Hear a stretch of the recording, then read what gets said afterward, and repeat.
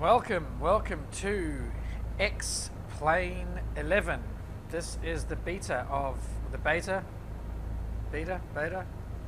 X-Plane 11 that was released in November 2016 at the end of the month. And here I am sitting inside the cockpit of a General Aviation Cessna aircraft.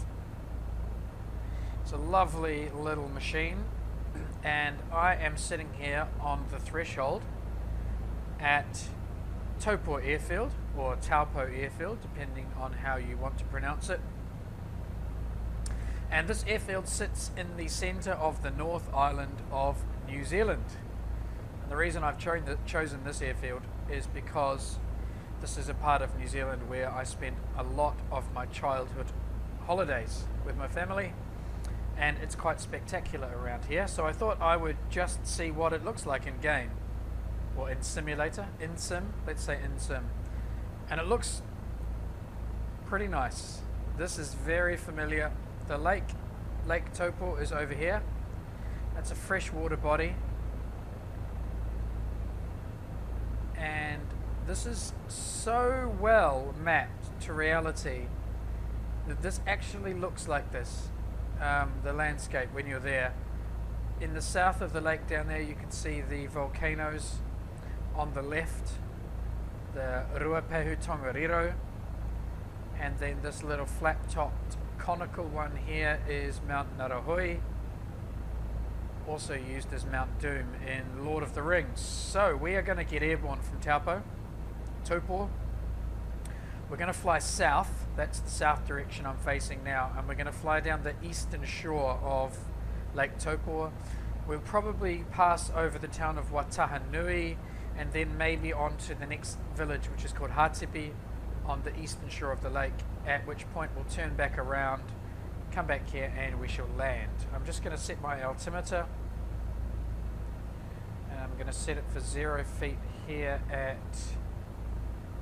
Taupo. Oh, let's go back up a fraction. It's giving me a QNH of about 960. It is 05:47. Now it's actually PM, I believe, so that should be 17:47. I believe. The sun should be setting. It should get darker as we fly. I'm going to get airborne, and then I'm going to start talking about the sim once I'm up. So let's push the engine forward. There's a nice little bit of torque there. Full fine pitch, and throttling forward. Okay, we're on our way. Just wait for the airspeed to click past 50. I'm just going to just rotate a fraction, and we're airborne. Trimming the nose, getting the aircraft trimmed into a climb here, and I'm going to bring the RPM back, and we'll settle into a gentle climb. How about that? So it took me about half an hour to set the game up, to set the sim up. It really was a quick process, remarkably quicker than I was expecting. I've played / used quite a number of flight sims and flying games, and one of the bugbears I have with them all is how long it takes to set up your controls. But I want to show you how brilliant the control setup is in X-Plane 11. So just pressing P on the keyboard to pause it, and you get the top menu here. Nice big fonts, nice and easy to see. Lovely icons here. Click on those, boom. We're in the control setup. Now look at this. This is spectacular. First of all, it's recognized my devices. I've got a HOTAS and joystick from the Warthog series, and I've got the MFG Crosswind rudder pedals. So I've selected the MFG Crosswinds here, and now I'm just going to kick the rudders right and left, and straight away it gives me this beautiful visual indication that it is this axis here, axis 0, that's being manipulated. Really easy reverse button, and then there's a drop down here and the options that I can assign to it are on the drop down, and it's so simple and it's so intuitive. Yaw. Right toe brake, there I am pressing the toe brake. Drop down menu, right toe brake, same for left. Take another control. Let's go with the throttle quadrant here. I'm moving my throttle 1 and 2 levers, as you can see. Oh, that other knob was just changing slightly, and I can set that one to be the throttle and that one to be my prop pitch. It's just ridiculously easy. Such a beautiful system. I've seen some real shockers. DCS, for example, DCS 1. When I was playing that a couple of months back, you have to set up the controls from scratch for every single aircraft. I don't know if that's still the case. And there's just a massive screen of all of these controls listed, all of the different aircraft surfaces and engines, which is all listed, and you just have to go through one by one, working out which ones you want to assign. This is a much more intuitive system. It's really simple, beautiful GUI, excellent visual feedback, brilliant. If anyone is planning on making a flight sim or a flying game or a game that has complex controls, this GUI is worth taking note of.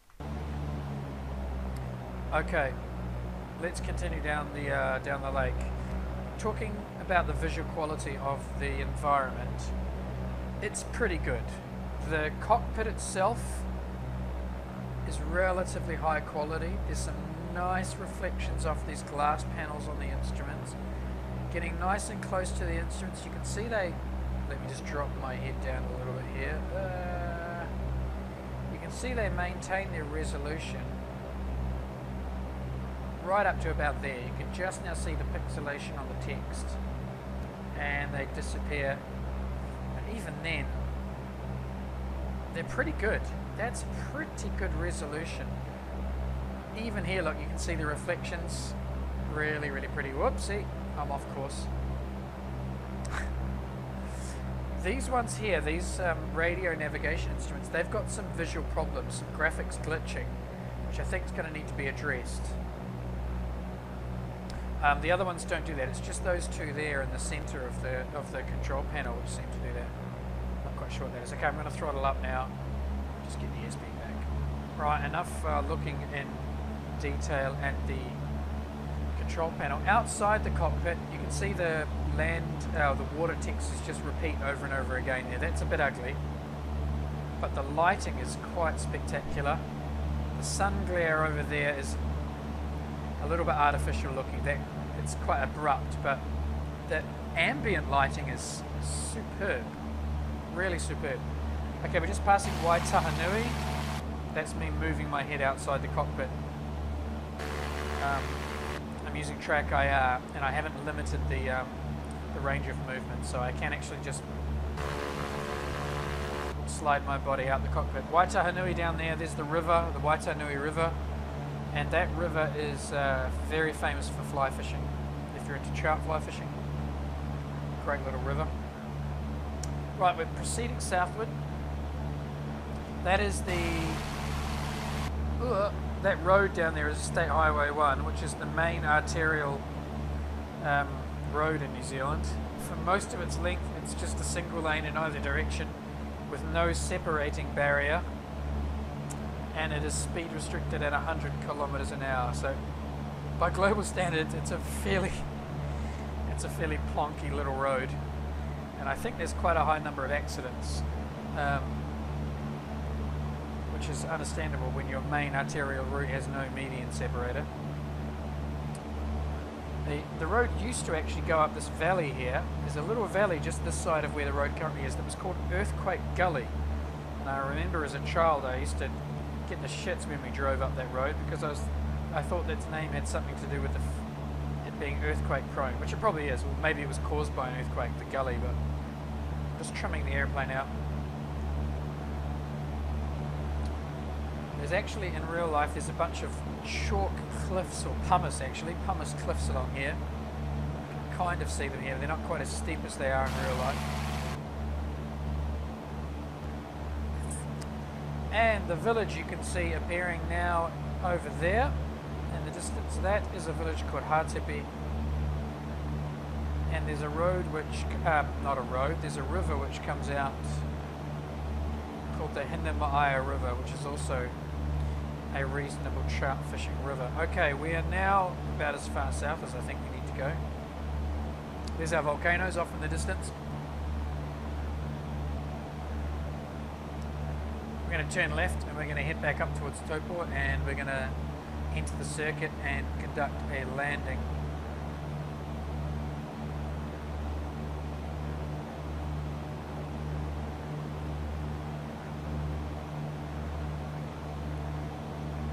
Those hills over there, that's the Kaimanua Ranges.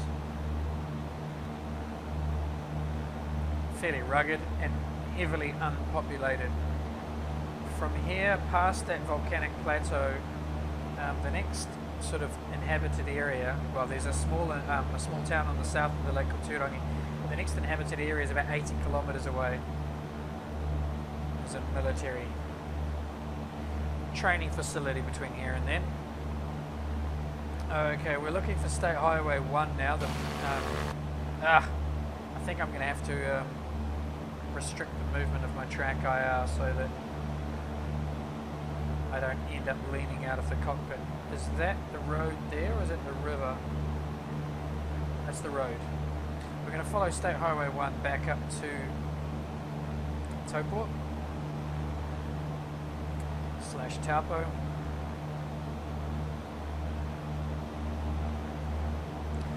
So one of the other reasons I chose this airfield is because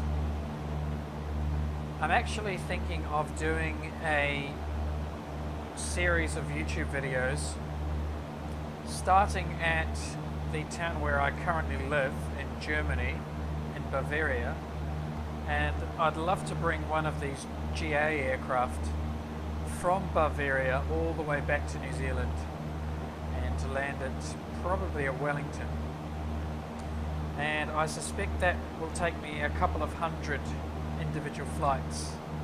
So talking a couple of years of recording and uploading videos to YouTube. But I thought it might be quite fun to do sort of 3/4 of the way or halfway around the world in a GA aircraft. So I may start that with my next X-Plane 11 video. We shall see. Okay, I'm going to bring the prop pitch right back now. RPM doesn't appear to have shifted. There is Taupo Airport over there. That's where we're going to land. And we're going to land from north to south, the same direction we took off. There's another volcano on the 12 o'clock, and that's currently dormant. Don't believe it's extinct, it may be. That mountain or volcano is called Mount Tauhara. And I did actually climb that once when I was about 15 or 14 years old. It's not an extreme climb, it's sort of a day hike, 3 hours up, a couple of hours down.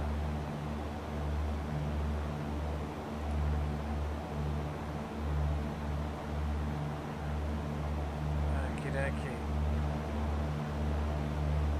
So let's have a little look around the interior then.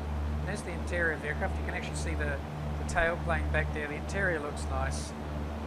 It's a little bit pixelated, but not worse than you'd expect. And one thing I love is the exterior of this aircraft. Let me just show you. I'm going to lean my head out of the airplane. I'm just going to have a look at the skin and the reflections that the sun makes off the skin of the airplane. Look at that, the way the reflections are working on this surface. That's really quite special. See if we can get out the right hand side here. There you go, in the shadow side, just a bit of sort of ambient reflection across the top, and this side of the airplane's in shadow. It's a bit sort of, the way it's modelling the reflection is that block, block, block, block, block. Not very smooth, but from a screenshot perspective, if you just wanted to take a screenshot, It is stunning. Let's back out the other side now. There we are. Really nice. Okay. So let's think about landing. Airfield is off to the left. I'm going to descend to 1,000 feet, so just a little bit more. I'm going to bring the speed back now. We're in the downwind already. And we're going to try and get to 1,000 feet.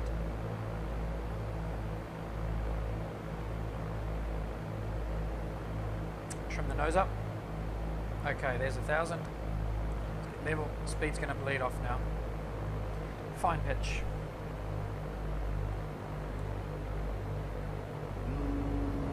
Okay, that's the flaps. Good. I'm just checking the control works, so I'll put the flaps into the up position for now.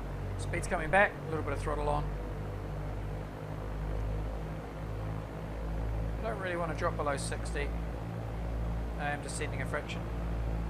Okay, the airfield is now behind the trailing edge of my left wing, so I'm going to tip in hopefully for a descending base turn. I'll try and roll out on finals at about 500 feet AGL. Just throttling up a fraction. I'm not sure what angle I need on this turn actually. Looks good so far.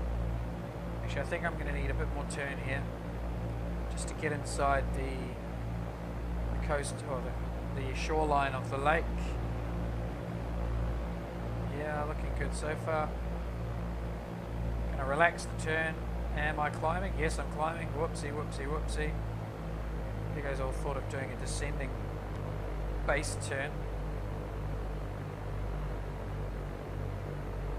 Okay, throttling right back now.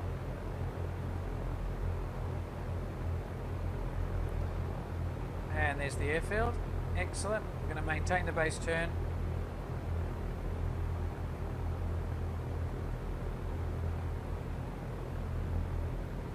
60 knots. That's right, it's knots, this thing. I keep confusing with miles per hour from my Warbirds flight sims. Okay, flaps are going down. I've got a nose wheel on this aircraft, so I don't need to put a heavy flare on like I'm used to doing with the tail draggers. Right, airspeed's dropping now. I'm about to stall. Let's get some speed. Yeah, I'm too low, but that's okay. I'd rather be low than high, to be honest. It's weird to hear a pilot say that, I'm sure, but I have a general tendency to come in way too high and way too fast. Okay. Let's put a bit of power on now. Power for rate of descent, attitude for aim point. Or is it the other way around? Attitude for airspeed. Power for rate of descent. Right, let's increase the rate of descent. Get a bit of airspeed. That's good, that's good, that's good. I'm happy with that. I'm a bit high. I'm feeling a bit high. I'm just going to power back to get descent. That's better. Descent, descent, zero power. Okay, now power on. We're descending a bit too quick. Yeah, it feels good. Just crossing the threshold now. And there we are, nose wheel down. There we go, nose wheel settled. Excellent. So we actually did have a bit of a 2-point landing there. That was a bit of a flared landing, and that's just the habit I'm so used to from flying the tail draggers in Cliffs of Dover. I've got to get out of that habit for these tripod mounted machines. There's a taxiway on the right. You can see now the sky is just starting to darken. I've got some reddish color in the cloud. It looks lovely. And look how far away the clouds are. I can see clouds all the way to the horizon. It's so good. Right, let's exit here at this taxiway. Oops, just touched the grass there. There's another airplane over there. Over there. It's a twin engine. Okay, we're going to turn right. Actually, no, we're going to continue on ahead. And just touching the brakes. I'm going to turn right here. We'll try and just bring this aircraft into this stand. It's not really a stand. I'm having a little trouble using the rudder and the toe brakes at the same time.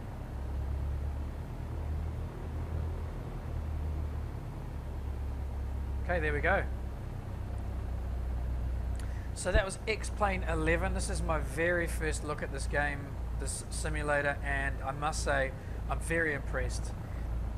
There are some, obviously, on the ground. The graphics are not so great. I'm sure that'll improve with mods. Oopsie. But the traffic looks excellent anyway. Look, there's traffic, and I think they're actually driving on the left. They may even be driving on the left, which for New Zealand is the correct side. I'll have to check that out. Really impressive. I will be flying a lot more of this simulator and uploading the videos. I haven't learned the engine start and the engine shutdown procedures yet. I presume I can probably just shove the magnetos to off. Oops.